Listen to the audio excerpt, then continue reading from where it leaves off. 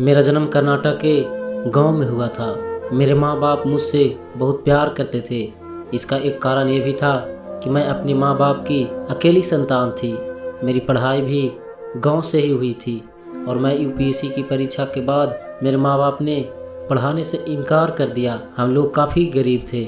जैसे ही मैं 18 की हुई तो मेरी शादी की चर्चा माँ बाप ने शुरू कर दी। सब कुछ काफ़ी सही चल रहा था कि दशहरे में मैं अपने दोस्त के साथ मशहूर के किले घूमने के लिए गई। वहाँ पर एक लड़का जो दिखने में बहुत अच्छा था वो मुझे देखे जा रहा था। मैंने उसको देखा और आगे निकल गई।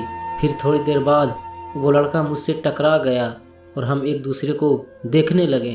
अचानक उसने मेरा हाथ पकड़ लिया और बोला, मैंने तुम्हारा जैसी सुंदर लड़की आज तक नहीं देखी है। मुझे भी पता नहीं क्या हो गया था, मैं उसमें खोई जा रही थी। उसने मेरे कूल्हों पर अपना हाथ रख दिया और अपनी आंखों को मिलाता हुआ होठों के पास अपने होठों को लाने लगा। मैं जब पूरी तरह से खो गई तो अचानक मेरे दोस्त वहां आए और मुझे खींच लिया। मेरे दोस्त परेशान थे और वो सवाल कर रहे थे कि आखिर मैं उसके साथ क्या कर रही थी। इसका मेरे पास कोई जवाब नहीं था।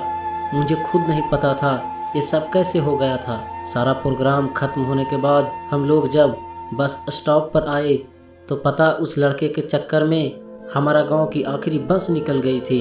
मेरे दोस्त मुझ पर चिल्ला रहे थे। हम लोग आपस में बात ही कर रहे थे कि वही लड़का अपनी कार लेकर आया और हम लोगों को गांव छोड़ने के लिए बोला। हम सब दोस्त इसके साथ चल दिए और रास्ते में बातें भी हुई। वो लड़का हमारी ही जाति का था और बंगलोर में वो अपना माता पिता और अपने एक छोटी बहन के साथ रहता था। वो लोग काफ़ी अमीर थे। जब वो लोग घर में रिश्ता लेकर आए तो मेरे माता पिता तुरंत शादी के लिए राजी हो गए।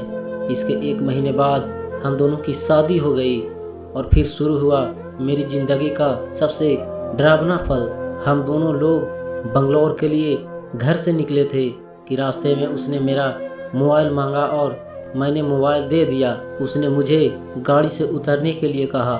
जब मैं गाड़ी से उतर गई तो उसने एक पेड़ से गाड़ी को टकरा दिया और जलती हुई गाड़ी छोड़कर वहां से जल्दी भाग गया। मैंने उससे इस सब कारण पूछा तो उसने कहा कि तुम अब मर गई हो और तुम्हारे माता पिता भी अब यही सोचेंगे। यही तो मैं चाहता था। पूरा परिवार उससे मिला हुआ था।